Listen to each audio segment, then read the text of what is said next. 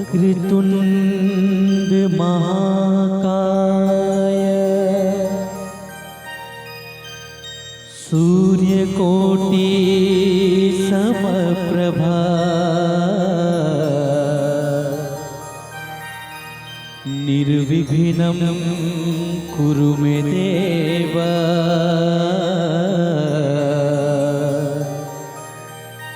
सर्वकार्येषु सर्वदा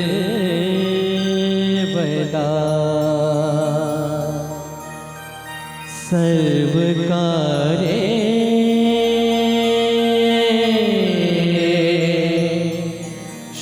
सर्वदा।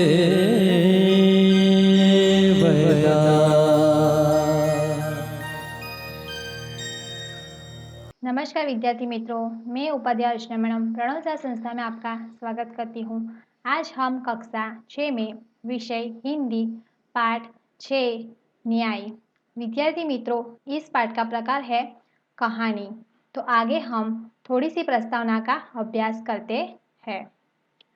इस कहानी में चातुर्य की बात है। एक मित्र यात्रा पर जाते वक्त अपनी सोना मोहरे मित्र के यहाँ तेल के डिब्बे में छुपा के जाता है। यात्रा से वापस आने पर उसे अपनी मोहरे नहीं मिलती। वह काजी से फरियाद करता है। अंत में हसन नाम का एक लड़का अपनी चतुराई से सच्चा न्याय करके अली ख्वाजा को मोहरे वापस दिलवाता है। यह रोचक कहानी है, न्याय और बुद्धिमान की एक झलक देती है। विद्यार्थी मित्रों, इस पाठ में बहुत अच्छी कहानी दी गई है और न्याय और बुद्धिमान की एक झलक देती है, उसका हमें आगे अभ्यास करना है। पुराने ज़माने में इराक की एक राजधानी बगदाद में एक व्यापारी रहता था। नाम था उसका अली ख्वाजा। व्यापार करते करते जब उसके पास 1000 सोने की मोहरें इकट्ठी हो गई। विद्यार्थी मित्रों, पुराने ज़माने यानी कि पहले का समय था, उसमें एक इराक की राजधानी थी और एक व्यापारी बहुत सारा व्यापार करता था। उसका नाम था अली ख्वाजा। व्यापार करते करते जब उसके पास 1000 सोने की मोहरें यानी कि सोने के सिक्के थे, उसने बहुत सारे इकट्ठे किए थे। तो उसने मक्का शरीफ की यात्रा का एक निश्चय किया। चूंकि वह अकेला रहता था, उसने अपनी जमा पूंजी अपने मित्र के यहाँ रखने का निश्चय किया। वो मक्का शरीफ की यात्रा का निश्चय किया और वो अकेला रहता था और अपनी जमा पूंजी अपने मित्र के यहाँ रखने का निश्चय किया। यात्रा के खर्च के लिए उसने अपने 5 सोने मोहरें अलग रख लिए। फिर एक घड़े में बची हुई मोहरें डालकर तेल भर दिया और अली ख्वाजा पड़ोस में अपने मित्र वाजिद के घर गया। यात्रा के खर्च के लिए उसने जो 5 सोने के सिक्के थे, उसने अलग रख लिए। फिर उसके एक घड़े में बची हुई मोहरें जो सोने के सिक्के डालकर उसमें क्या कर दिया, तेल भर दिया और अली ख्वाजा ने पड़ोस में अपने मित्र वाजिद के घर गया। उसको अपनी यात्रा के बारे में बताया और कहा, यहाँ तेल का घड़ा मैं आपके घर रख कर जाता हूँ, मक्का से लौटकर ले लूँगा। वाजिद ने अपने तहखाने की चाबी उसे देते हुए कहा कि आप अपना घड़ा तहखाने में रख आइए और जब आप लौटे तो उसी स्थान से ले लीजिए। अली ख्वाजा घड़ा रखकर यात्रा के लिए निकल गया। मक्का से लौटकर ले लूँगा और वाजिद ने कहा कि तहखाने से चाबी उसे देते हुए कि आप अपना घड़ा तहखाने में रख के आइए, जब आप लौटते उसी स्थान से ले लीजिए। अली ख्वाजा ने घड़ा रखकर यात्रा के लिए निकल गया। एक दिन वाजिद के घर दावत थी। तरह तरह के पकवान बनाते हुए तेल खत्म हो गया। रात का समय था। वाजिद की बीवी अपना सिर खुजलाने लगी। तभी उसे अली ख्वाजा के तेल के घड़े की याद आई और उसने वाजिद से कहा, आप तहखाने में रखे तेल के घड़े से थोड़ा तेल निकाल लाए। विद्यार्थी मित्रों, एक दिन क्या हुआ कि वाजिद के घर दावत थी। तरह तरह के पकवान बनाते हुए तेल खत्म हो गया और रात का समय था। वाजिद की बीवी अपना सिर खुजलाने लगी और तभी उसे अली ख्वाजा ने तेल के घड़े की याद आई। उसने वाजिद से कहा कि आप तहखाने में रखे तेल के घड़े से थोड़ा तेल निकाल लाइए और इसी समय बाजार बंद है तो कल सुबह बाजार से नया तेल लाकर घड़े में भर देंगे। ख्वाजा रात ही आकर तो तेल नहीं मांगेंगे। बीवी की बात सुनकर वाजिद ने तहखाने में गया। जब घड़े की सील खोलकर तेल निकालने लगा तब घड़े में से सिक्कों की आवाज आई और उसे लगा कि घड़े में तेल के नीचे कुछ है। इसीलिए दूसरे बर्तन में सारा तेल निकाल लिया। उसने देखा कि घड़े में तो 5 सोने की मोहरें थी। उन मोहरों को अपनी तिजोरी में छिपा कर रख दिया और तेल लाकर बीवी को दिया। अगले दिन उसने बाजार से नया तेल लेकर घड़े में से भर दिया और उसे वही सील बंद कर दिया और ख्वाजा अली ने किया था।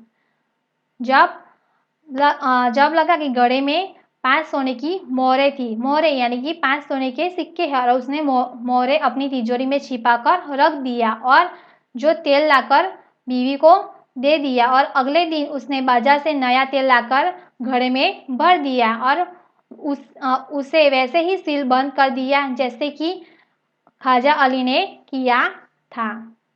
कुछ दिनों के बाद ख्वाजा मक्का की यात्रा से वापस आया। घर में अपना सामान रख कर वह सीधा वाजिद के घर गया और अपनी यात्रा की सारी बातें बताई।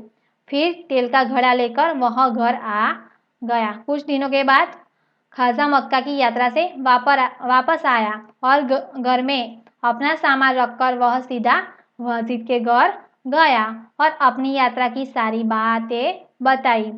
फिर तेल का घड़ा लेकर वह घर आ गया। जब उसने घड़े का तेल निकाल कर देखा तो उसके पैरों तले जमीन ही खिसक गई। वह सिर पकड़कर बैठ गया क्योंकि घड़े में एक भी सोने की मोहर नहीं थी। वह सोचने लगा, अब क्या किया जाए। वह उल्टे पांव वाजिद के घर गया और अपनी मोहरें मांगने लगा।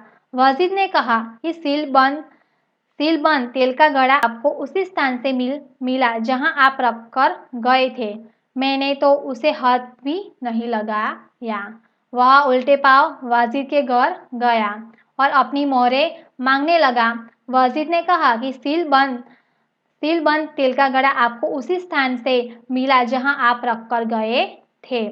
मैंने हाथ भी नहीं लगाया। मैं कैसे मान लूं कि उनमें से सोने की मोहरें थी। दोनों मित्रों में कहा सुनी होने लगी।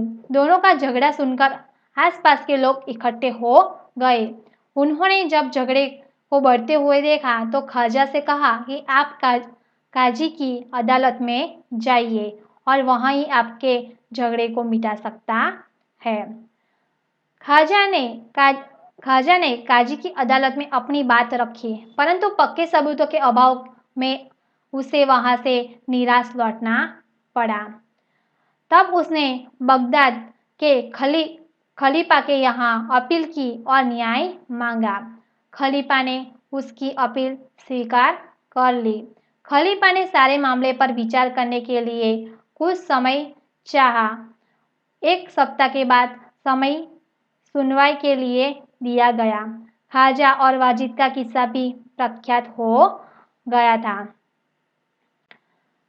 खलीफा एक दिन अपना भेष बदलकर शहर में घूम रहे थे। तभी उन्होंने कुछ लड़कों के न्यायालय का खेल खेलते हुए देखा। वह छिपकर उनका खेल देखने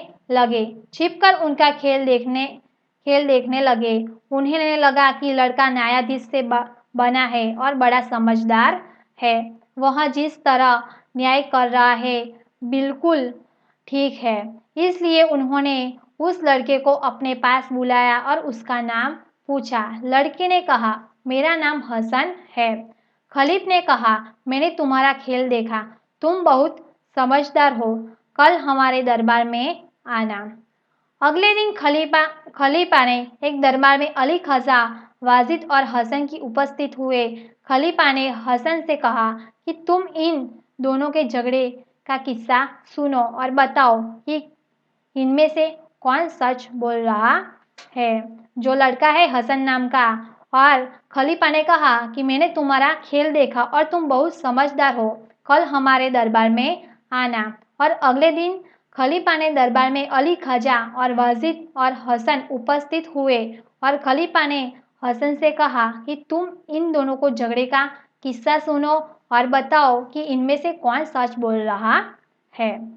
हसन ने दोनों की बातें ध्यान से सुनी और फिर उनमें से दो तेलियों को बुलवाया और थोड़ी देर में दो तेली आ गए। हसन ने उनमें से कहा कि आप इस घड़े के तेल की जांच कीजिए और बताइए इस घड़े में तेल कितना पुराना है। हसन ने दोनों की बातें सुनी, अली ख्वाजा और वाजिद की, और हसन उपस्थित हुए और खलीफा ने हसन से कहा कि तुम इन झगड़े को किस्सा सुनो और बताओ कि इनमें से कौन सच बोल रहा है। तो हसन ने दोनों की बात ध्यान से सुनी और फिर तेलियों यानी कि तेल निकालने वाले, थोड़ी देर में दो तेली आए और हसन ने उनसे कहा कि आप इस घड़े में तेल की जांच कीजिए और बताइए कि घड़े में तेल कितना पुराना है। दोनों तेलियों ने बारी बारी से तेल को देखा और सूंघा और चखा, फिर अपना निर्णय दिया और घड़े का तेल 2 महीने पुराना लगता है, इनसे ज्यादा नहीं, वे बोले। तेलियों की बात सुनकर वाजिद तो घबरा गया। अली ख्वाजा खुश होकर बोल पड़ा, हुजूर, मैं तो 6 महीने पहले का मक्का की यात्रा करने गया था, तभी मैंने तेल खरीदा था। तेलियों और अली ख्वाजा की बात सुनकर सब वास्तविकता के ज्ञान हो गया। खलीफा को न्याय के लिए सबूत मिल गया था। खलीफा ने हसन को धन्यवाद दिया और वाजिद से कहा कि आपने अली ख्वाजा के घड़े से तेल और मोहरें निकाली है, आप उन्हें वापस कीजिए और चोरी और विश्वासघात के अपराध की सजा भुगतिए। खलीफा ने हसन को बहुत सारा पुरस्कार दिया।